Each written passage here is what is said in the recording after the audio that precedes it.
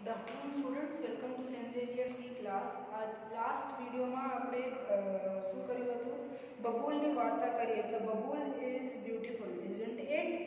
ઠીક છે, એક્ટિવિટી 8 એ કર્યું હતું આપણે લાસ્ટ વિડિયોમાં। તો હવે આપણે શું કરવાનું છે, બી કરવાનું છે। Activity 8 B, replace the underlined word or group of words from the lesson. The first one or two letters are given in the brackets to make your search easy. Here is an example for you. હવે આપણે શું કરવાના છે, જે words આપેલા છે ને એના લીધે આપણે જે સ્ટોરીમાં વર્ડ્સ યુઝ કરેલા છે એ આપણને અહીંયા આપણને જે ડેશ છે એ આપણને ફિલ કરવાનું છે, અને જે સ્ટાર્ટિંગના જે બે લેટર્સ છે એ આપેલા છે તમારી બુકમાં, ટેક્સ્ટ બુકમાં પેજ નંબર 20 પર। તો શું કરવાનું છે કે એના એક્ઝામ્પલ પણ એ આપેલો છે કે Kalidas was cutting the same bough. હવે અહીંયા બો લખેલ છે અને અંડરલાઇન કરેલ છે, અને નેક્સ્ટ બ્રેકેટમાં બી આપેલી છે, on which he was sitting. એ જ ડાલી કાપી જેના ઉપર એ બેઠેલો હતો, એનો મતલબ આ છે। તો અહીંયા બી છે, તો અહીંયા શું યુઝ કરેલો છે કે બ્રાન્ચ યુઝ કરેલો છે। બ્રાન્ચ એટલે ટહેનીઓ, પેડની ટહેની, મોટી ટહેની। તો આપણને આ યુઝ કરીને આના સાથે વર્ડ લખવાનું છે। પછી second, the boys joy did not stay for a long time. અહીંયા અંડરલાઇન કરેલ છે, stay for a long time. તો એની લાસ્ટ એલ એ આપેલું છે, તો એમાં શું યુઝ કરેલું હતું કે લાસ્ટ લોંગ। તો એમાં તમે જોશો ને ત્યારે ચેપ્ટરમાં તો અહીંયા આપેલું હશે, તો આના એના બદલે શું આવશે, લાસ્ટ લોંગ આવશે।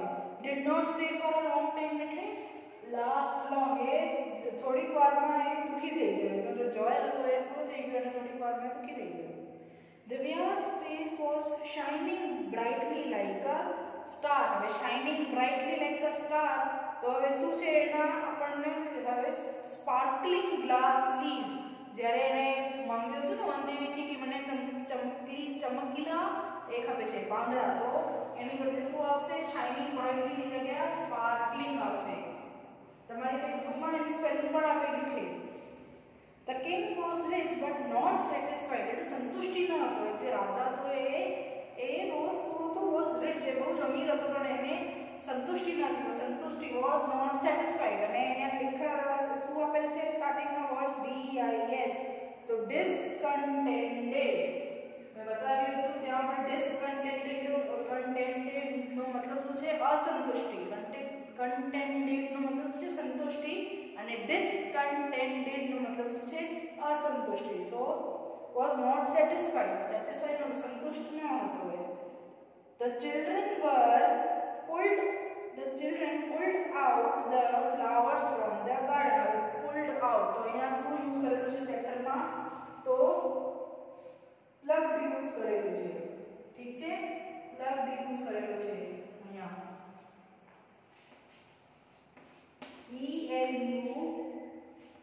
PLUCKED, પ્લગ એટલે તોડી નાખવાનું, એમ ખીચી નાખવાનું। પછી 6th, the camel is an unattractive animal। એટલે કૂડું, unattractive એટલે કૂડું, એનો રૂપ સારો નથી, તો એને unattractive ની જગ્યાએ શું કેવું વર્ડ યુઝ કરેલો છે, તો ugly, UGLY, ugly word use કરેલ છે। પછી C, choose the correct options and fill in the blanks। હવે જે છે ખાલી જગ્યા છે એમાં આપણને સહી વર્ડ યુઝ કરવાનો છે અને એને પૂર્ણ કરવાનો છે। One day he granted the wish and disappeared કે appeared। disappeared નો મતલબ શું છે, અદૃશ્ય થઈ જવું, કે appeared એટલે આવી જવું, પ્રકટ થઈ જવું। તો વનદેવી તો વરદાન આપીને શું થઈ જતી હતી, તો ગુમ થઈ જતી હતી, ગાયબ થઈ જતી હતી। તો એમાં ટિક તમને કરવાનું છે disappeared પર। કરેક્ટ ઓપ્શન disappeared છે। The bubble tree disliked એટલે ન ગમવું, અને liked એટલે ગમવું, its leaves, તો dislike આવશે। એને પોતાના જે પહેલા જે પાંદડા હતા નાના કાંટાવાળા એને ગમતા ન હતા। The people came and started plucking all the golden leaves। હવે પ્લાન્ટ કરવું એટલે શું, એને પ્લાન્ટ કરે છે, આપણે પૌધો જે છે આપણે પ્લાન્ટ કરીએ છીએ, તો એને પ્લક કરવું એટલે તોડવું, ખીચીને તોડવું। તો એના સોનાના જે પાંદડા હતા એ શું કરતા હતા, એ પ્લક આવશે.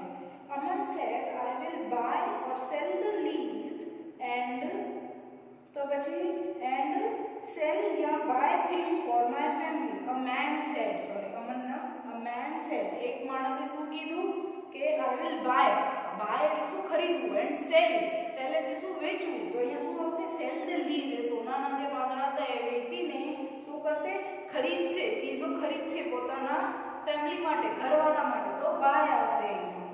પહેલામાં સેલ ધ લીવ્સ પર ટિક કરવાનું છે અને સેકન્ડ બ્લેન્કમાં બાય પર ટિક કરવાનું છે. પછી fifth, the babul tree looked attractive કે અગલી. અટ્રેક્ટિવ એટલે સુંદર, રૂપાળું, અને અગલી એટલે કુરૂપ. તો એ શું લખતું હતું વિધાઉટ લીવ્સ.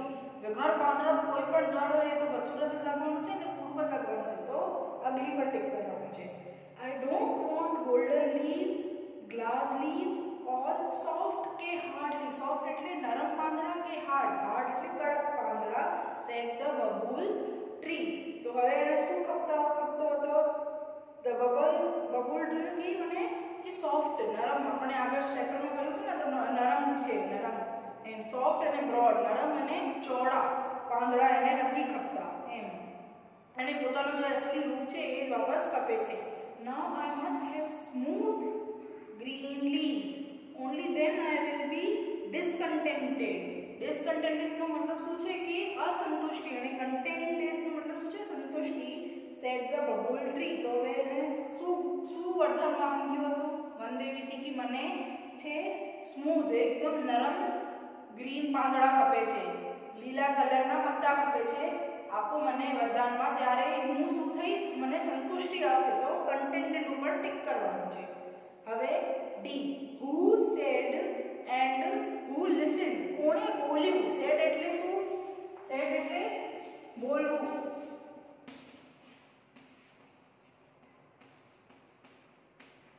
અને હુ લિસન્ડ, લિસન્ડ એટલે શું સાંભળવું.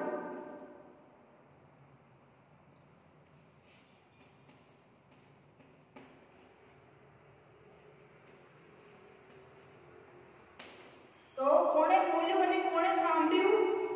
તો પહેલું sentence where are your golden leaves. તો એ કોણ પૂછે છે, એ હુ કોણ બોલ્યો, આ કોણ કહે છે તો એ વનદેવી કહે છે, અને કોણે સાંભળે છે તો એ બબુલ ટ્રી સાંભળે છે. You look very upset. તો એ પણ વનદેવી કહે છે, અને કોણ સાંભળે છે તો બબુલ ટ્રી. એના જે નેક્સ્ટ લાઈન છે તમે ત્યાં શું લખવાનું છે બબુલ ટ્રી લખવાનું છે. જો બે છે હુ સેડ અને અહીંયા પછી થોડી જગ્યા છે અને હુ લિસન.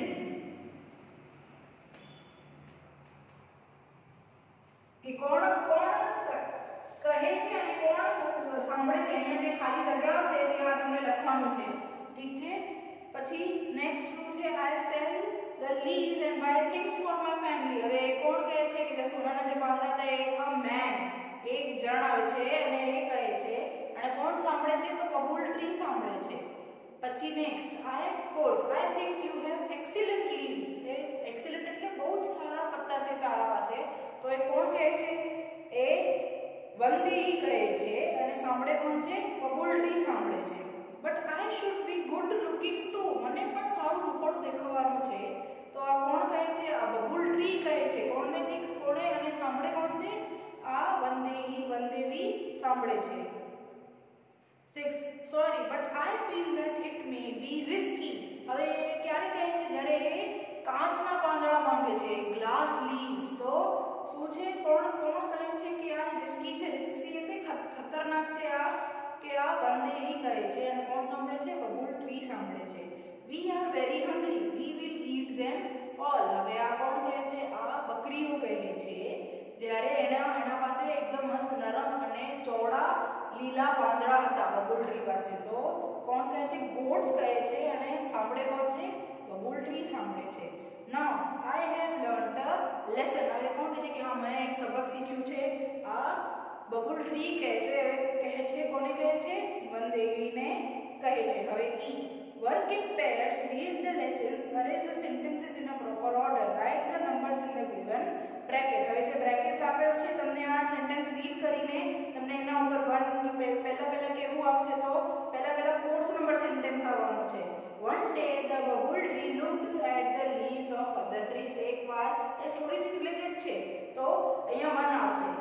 પછી 2 8th નંબર પર 8th નંબરનો સેન્ટેન્સ છે ત્યાં આવશે Van Devi appeared before the babul tree. Second number ત્યાં. પછી થર્ડ નેક્સ્ટ જ લાસ્ટ સેન્ટેન્સ જો છે the leaves of the babul tree changed into shining golden leaves. પહેલા તો સોનાના પાંદડા હતા એના પાસે. પછી જે ફિફ્થ સેન્ટેન્સ છે એના બ્રેકેટમાં તમને ફોર્સ લખવાનું છે ધ પીપલ રેન અવે happily with all the golden leaves. બધા માણસો આવ્યા સોનાના પાંદડા તોડીને પોતાના ઘરે લઈ ગયા અને ભાગી ગયા. પછી ફિફ્થ પછી જે થર્ડ નંબર જે છે સેન્ટેન્સ ત્યાં તમને ફિફ્થ લખવાનું છે the leaves of the babul tree changed into sparkling glass leaves. પછી જે છે all the sparkling glass leaves of the bubble tree broke into small pieces. કયો નંબર છે સેન્ટેન્સ? 6th સેન્ટેન્સ ઉપર તમને 6 લખવાનું છે. પછી 7 next morning the bubble tree had broad and smooth green leaves and no thorns. એક પણ કાંટો નહીં અને મોટા નરમ લીલા પાંદડા હતા તેના ઉપર. પછી 8 the goats ate up all the leaves of the bubble tree. એક બકરીઓ આવ્યા અને બધા ખાઈ ગયા બધા. પછી 9 the Vandevi gave back small green leaves and thorns to the bubble. અંતે શું થયું જે વનદેવી હતી એને પાછા એને પત્તા જેવો એનો રૂપ હતું સ્ટાર્ટિંગમાં એને આપી દીધું એમ. પછી 10 the bubble tree stood happily in its evergreen dress. જેના પેલી ડ્રેસ હતી એ પછી ખુશ થઈને ત્યાં ઉપર એ ઊભો હતો. હું અહીંયા ઓર્ડર લખું છું, ઠીક છે? તમને જોઈ લેશો કે કયા સેન્ટેન્સ કેવી રીતે આવશે, પછી તમને પોતે કરી લેશો. બુકમાં લખવાનું છે. ઈ એક્ટિવિટી ઈ ની વાત કરું છું હું અહીંયા.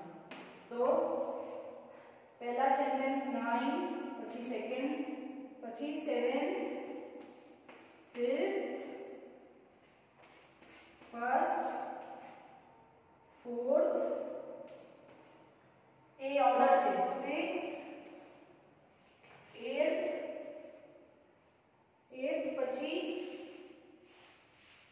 પછી અહીંયા ઉપર, પછી 10th, પછી સેકન્ડ, પછી થર્ડ. એ જે છે તમારો ઓર્ડર છે સેન્ટેન્સીસ નો 9th, 7th, 5th, ફર્સ્ટ, 4th, 6th, 8th, 10th, second and third. ઠીક છે?